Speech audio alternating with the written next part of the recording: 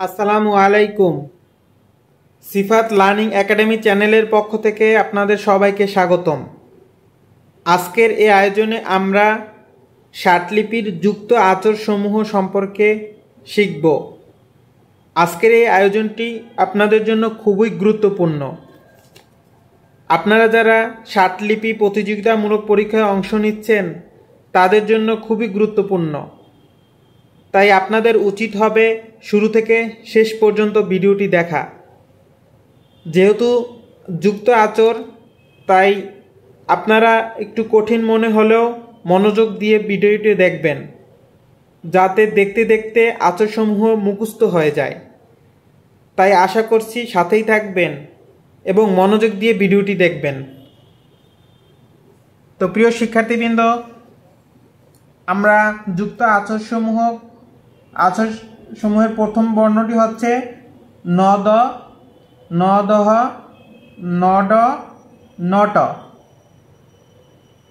এর আচর হবে, আমরা নদ কিভাবে শিখছি। নদ, নয়ের আচর হচ্ছে সোজা হাইপেন, আর দয়ের আচর সোজা এভাবে নিচ থেকে উপরে, নদ, নদ এভাবে।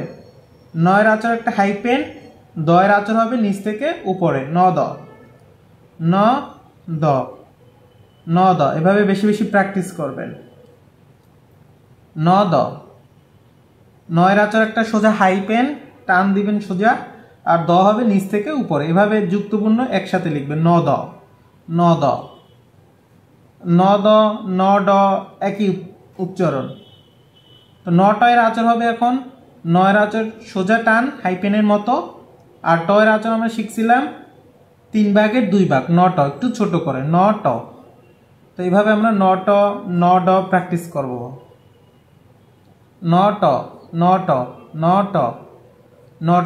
নট হচ্ছে ছোট করে এবং নড হবে বড় করে, অর্থাৎ নদ, নধ, নড, সেম আকৃতির।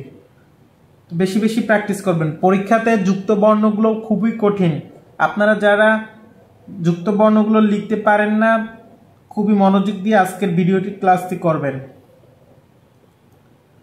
নট, নট, অর্থাৎ নট হবে 3 ভাগের 2 ভাগ পর্যন্ত, নট, নট। তো প্রিয় শিক্ষার্থীবৃন্দ, আপনারা মার্জিন টানা খাতাগুলোতে বেশি বেশি প্র্যাকটিস করবেন, তাহলে আপনাদের মার্জিনের সাথে হাত ঠিক হয়ে যাবে, আঙ্গুলগুলো সোজা টান ঠিক হয়ে যাবে। তো প্রিয় শিক্ষার্থীবৃন্দ, এবার আমরা পরবর্তী অক্ষর দন, ধন, ডন, ঢনের যুক্ত আচর সম্পর্কে শিখব। দন, দয়ের আচর আমরা কিভাবে শিখছি, তার নিচ থেকে উপরে, ধ, আর নয়ের আচর একটা হাইপেনের মতো, অর্থাৎ এভাবে নিচ থেকে উপরে একটু হালকা বাঁকানো, ন, ধ, ন, ধন। তার ডন, ডন, ঢন, ঢন, এভাবে সেম একই আকৃতির, ধন, ধন, দন, ডন, দন, ঢন, এভাবে সব এক সেম আকৃতির, নিচ থেকে উপরে। দয়ের আচর, ঠয়ের আচর সবই একই আকৃতির, দ আর ন। এভাবে বেশি বেশি প্র্যাকটিস করবেন। দয়ের আচর, নয়ের আচর, দ, দহ, ড, ডহ সেম আকৃতি, নিচ থেকে উপরে, তারপর একটু হাইপেন সোজা টান দিবেন, দ। এভাবে দ, ন, দ, ন, দ, ন, দ, ন, দ, ন, দ, ন। বেশি বেশি প্র্যাকটিস করবেন।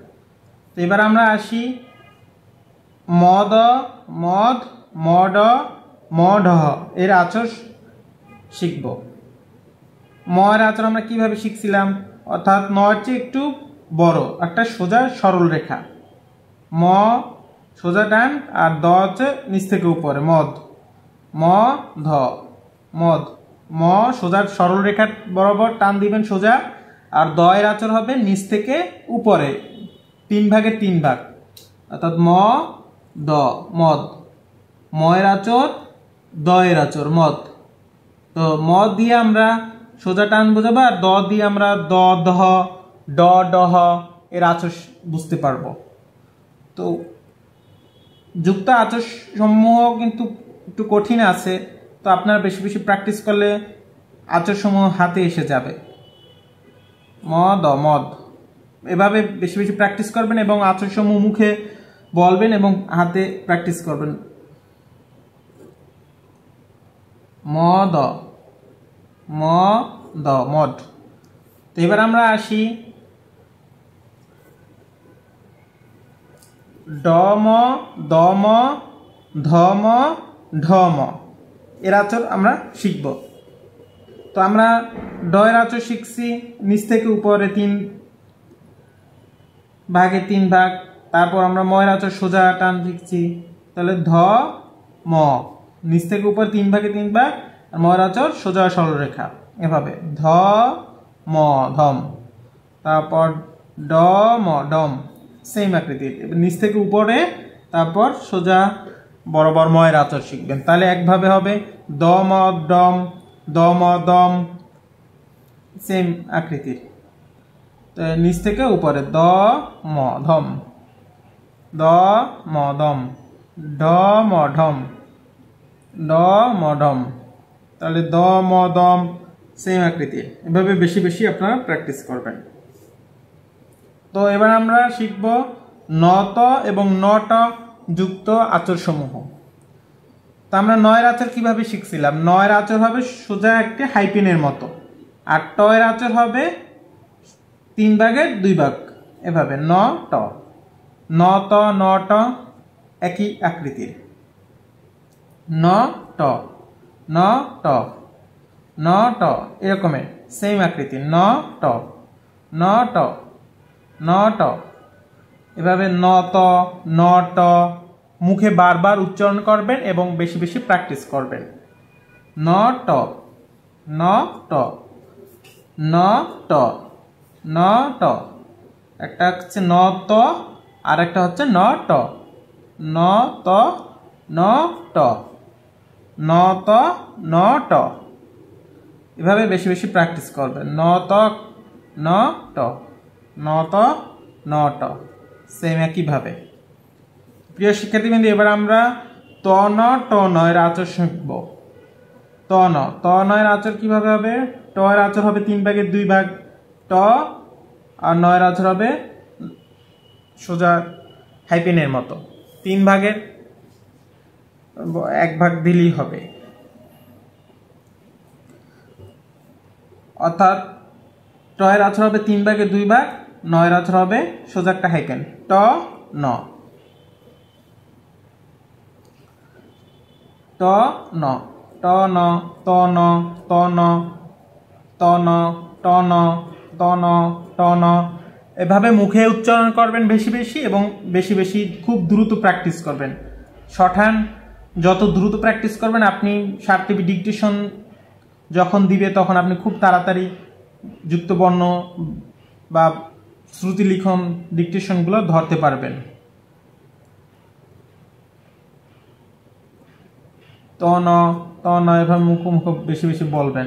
ত ন ত ন ডন, ত ন, এভাবে। তো প্রিয় শিক্ষার্থীবৃন্দ, এবার আমরা তম টম এর যুক্ত আচরসমূহ শিখব। ত এর আচর আমরা কিভাবে শিখছি? 3 ভাগের 2 ভাগ, আর ম এর আচর শিখছি সোজা টান, এভাবে ত এর আচর ম এর আচর, ট এর আচর ম এর আচর, টম, ট ম টম, ত ম তম, ট ম টম, ত ম তম, এভাবে বেশি বেশি মুখে মুখে বলবেন এবং লিখবেন। আপনারা মার্জিন টানা খাতাগুলোতে বেশি বেশি প্র্যাকটিস করবেন, সাদা খাতাতে না, সাদা পৃষ্ঠায় না, মার্জিন টানা খাতাগুলোতে। তো মুখে বেশি বেশি বলবেন ট ম টম, ত ম টম, ত ম টম, সেম একইভাবে।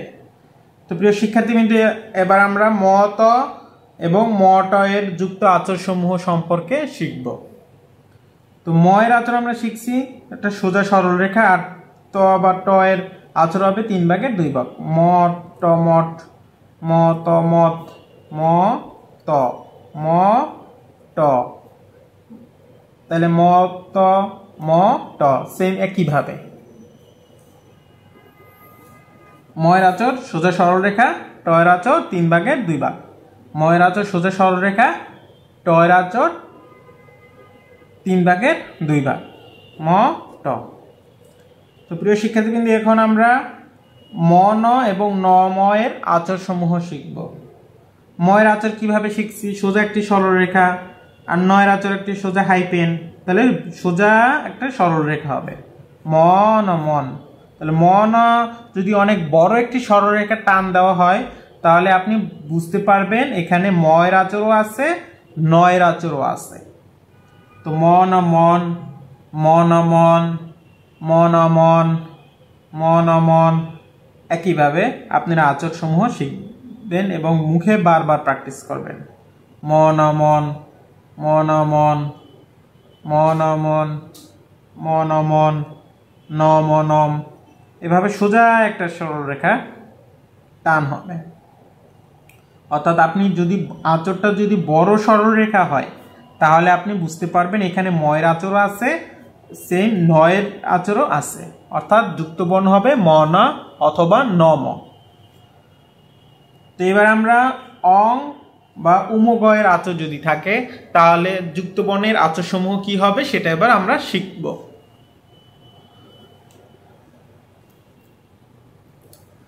তাহলে উমগ এবং অং এর উচ্চারণ যদি আপনারা বাম থেকে ডান একটু বাঁকানো হবে, এভাবে হালকা বাঁকানো, বাম থেকে নিচ বরাবর, উপর থেকে নিচে, বাম থেকে শুরু করবেন, এভাবে বাম থেকে নিচে বাঁকানো হবে, বাঁকানো, সোজা না, বাঁকানো। সোজা দিলে চয়ের আঁচড় হয়ে যাবে। অং, উমগ, উমগ, উমগ। তাহলে এখানে অং হবে, উমগ বুঝাবে।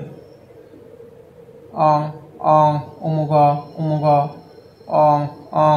এভাবে বেশি বেশি মুখে উচ্চারণ করবেন এবং বেশি বেশি প্র্যাকটিস করবেন। উমগয়ের আঁচড় এবং অংয়ের আঁচড় সেম একইভাবে, অং এবং উমগ সেম একইভাবে আঁচড়গুলো হবে। অং, অং, অং, অং এবং উমগ এর আঁচড় সমূহ সেম একইভাবে হবে।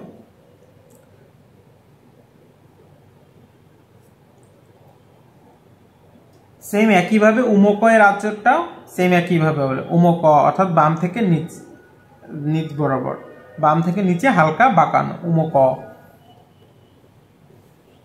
উমক, উমক, উমক, উমক। উপর থেকে নিচে হালকা বাঁকানো, উপর থেকে নিচে হালকা বাঁকানো। এভাবে বেশি বেশি প্র্যাকটিস করবেন। উমক, উমক, উমক, উমক, উমক, উমক, উমক, উমক। এভাবে আপনারা মনোযোগ দিয়ে বেশি বেশি শিখবেন। যত তাড়াতাড়ি মনোযোগ দিয়ে শিখতে পারবেন তাহলে যুক্ত আঁচড়সমূহ পরীক্ষার খাতাতে ধরতে পারবেন। তো আজকের ক্লাসটি খুবই গুরুত্বপূর্ণ, যেহেতু যুক্ত আঁচড়, তাই ভিডিওটি লাস্ট পর্যন্ত মনোযোগ দিয়ে দেখবেন। উমক, উমক, উমকের আঁচড় হবে উপর থেকে নিচে হালকা বাঁকানো। উমক, উমক, উমক, উমক, উমক, উমক, উমক। তো এভাবে আপনারা বেশি বেশি প্র্যাকটিস করবেন। তো প্রিয় শিক্ষার্থীবৃন্দ, আজকে আমরা ষাটলিপিতে বিরাম চিহ্ন কয়েকটি আঁচড় আছে সেটাও আমরা আজকে শিখব। অর্থাৎ বিরাম চিহ্নর আঁচড় আছে 4টি। তাহলে প্রথমে আছে দাড়ি, অর্থাৎ বিরাম চিহ্ন আপনার লেখার মাঝে আপনি দাড়ি চিহ্ন দিতে হয়। তাহলে দাড়ি চিহ্নটি আপনি কিভাবে দিবেন? দাড়ি চিহ্নটি হবে হালকা ছোট করে বাঁকানো, উপর থেকে নিচে, উপর থেকে নিচে, উপর থেকে নিচে হালকা বাঁকানো। এটা দিয়ে বুঝতে পারবেন এটা হচ্ছে একটা দাড়ি, দাড়ি চিহ্ন। তাহলে বিরাম চিহ্ন 4টি আছে: দাড়ি চিহ্ন, প্রশ্নবোধক চিহ্ন, অনুচ্ছেদ চিহ্ন, বন্ধনী চিহ্ন।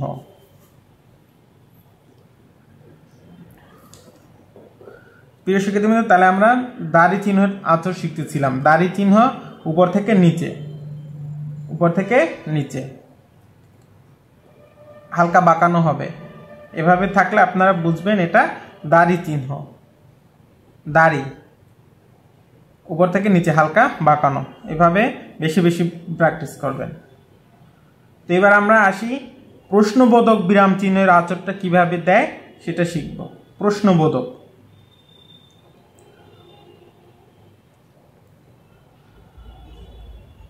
প্রশ্নবোধকটা হবে এভাবে, চাকতির মতো হালকা বাঁকানো, এভাবে এভাবে যদি থাকে তাহলে আপনি বুঝতে পারবেন এখানে একটি প্রশ্নবোধক চিহ্ন বসছে বা প্রশ্নবোধক চিহ্ন হবে। এভাবে বাঁকানো, বেশি বেশি প্র্যাকটিস করবেন।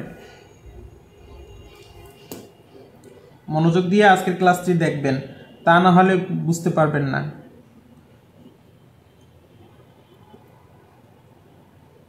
এটা হচ্ছে প্রশ্নবোধক চিহ্ন। প্রশ্নবোধক চিহ্ন আছে, দাড়ি চিহ্ন আছে, অনুচ্ছেদ চিহ্ন আছে, বন্ধনী চিহ্ন আছে। এই ষাটলিপিতে বিরাম চিহ্ন সমূহের আঁচড় কিভাবে দেয় সেটা এখন আমরা শিখতেছি। তো প্রিয় শিক্ষার্থীবৃন্দ, এবার আমরা অনুচ্ছেদ কিভাবে দেয়, অর্থাৎ আপনি প্যারা চিহ্ন, অর্থাৎ লেখার মাঝে আপনি একটা প্যারা দেবেন কিভাবে, তাহলে ওই অনুচ্ছেদটা কিভাবে আলাদা হয়ে যায় সেই চিহ্ন দ্বারা আপনি বুঝতে পারবেন। তাহলে এইভাবে হবে, অর্থাৎ একটা সোজা টান দিবেন, এভাবে একটা প্যাচ দিবেন নিচ বরাবর, অর্থাৎ এরকম উপর থেকে নিচ বরাবর যাবে একটা প্যাচ হবে। এভাবে এভাবে আপনি বড় করে একটা দিবেন। তাহলে এইটা যদি থাকে তাহলে আপনি বুঝতে পারবেন এটা হচ্ছে অনুচ্ছেদ চিহ্ন। এভাবে উপর থেকে নিচে, উপর থেকে নিচে, অনুচ্ছেদ চিহ্ন, উপর থেকে নিচে, অনুচ্ছেদ চিহ্ন। বেশি বেশি প্র্যাকটিস করবেন। তো এবার আমরা বন্ধনী চিহ্নটা শিখব, অর্থাৎ বন্ধনী চিহ্নটা কিভাবে দেয়। বন্ধনী চিহ্নটা কিভাবে দেয় সেটা এখন আমরা শিখতে পারবো। বন্ধনী অর্থাৎ ফার্স্ট ব্র্যাকেট, এভাবে এভাবে বক্স করে আটকে দিবেন, থার্ড ব্র্যাকেটের মতো দেখতে। এভাবে দিলে বুঝতে পারবেন এটা একটা বন্ধনী। বেশি বেশি প্র্যাকটিস করবেন, বড় করে দিবেন, তা না হলে বুঝতে পারবেন না। এটার আঁচড়টা কি আঁচড়? বন্ধনীর আঁচড়। তো আপনারা বেশি বেশি প্র্যাকটিস করবেন এগুলো।